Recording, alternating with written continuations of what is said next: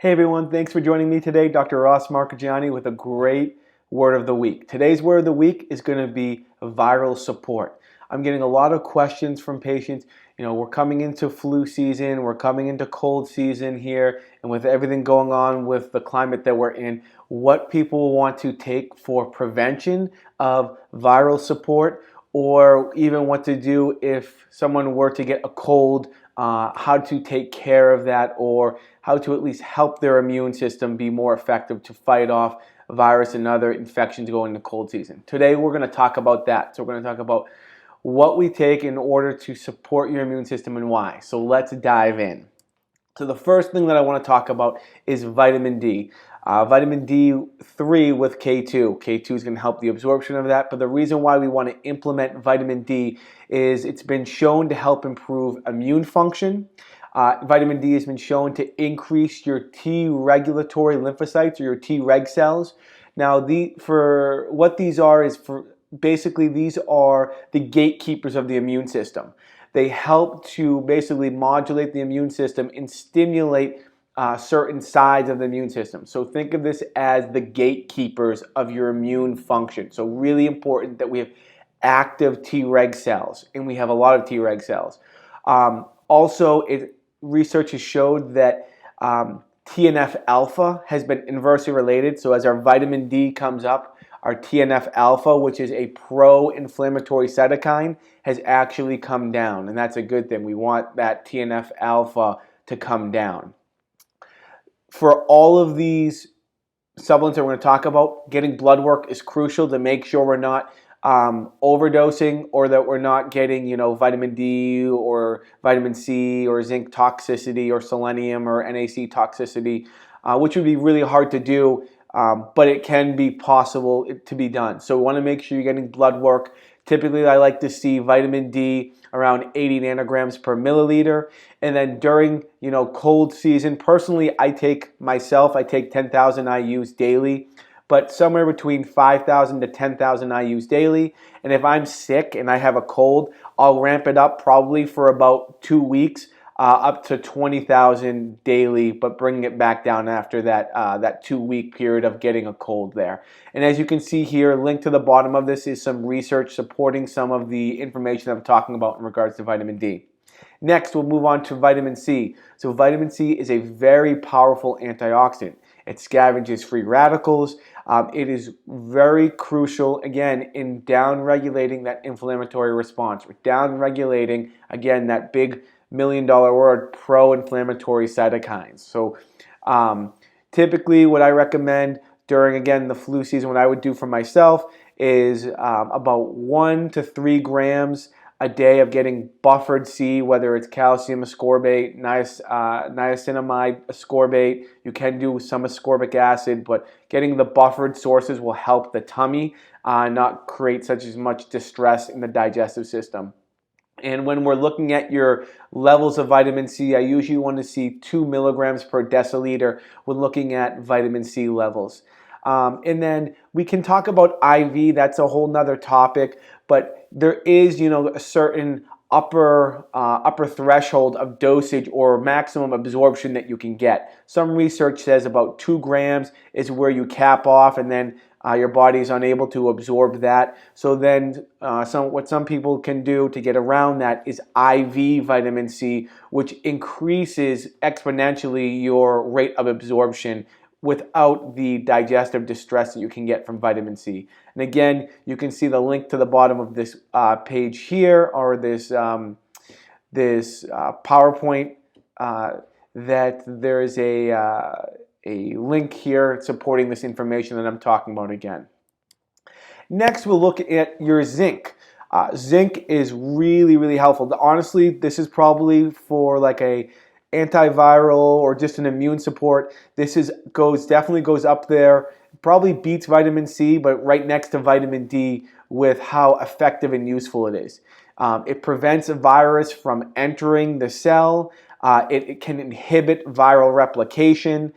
It's really important for barriers, so keeping barriers intact. We want to make sure our barriers are intact, whether it's digestive barrier, whether it's various immune barriers. We want to make sure that nothing can get in or make it as hard as possible for certain viruses or bacteria and other pathogens to invade our body or hijack our DNA.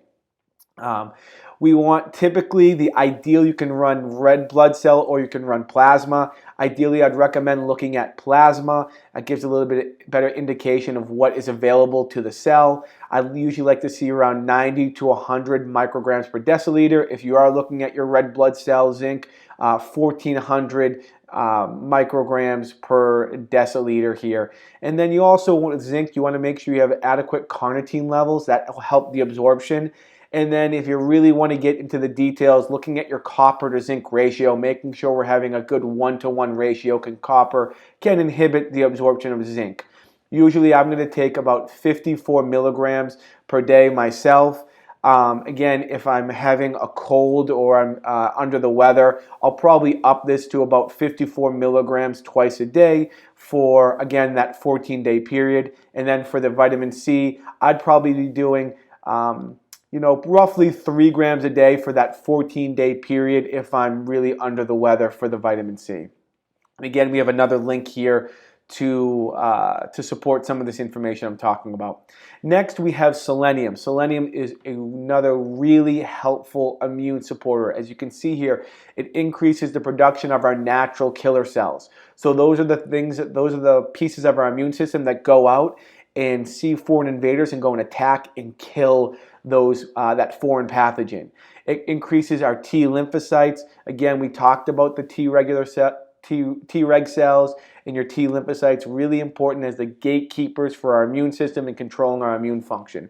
It's also shown to reduce the risk of blood clots. So it's shown to reduce the risk of blood coagulation, which has prevented, or at least shown to prevent, microclots in the lungs, which is really important. When talking about COVID, because COVID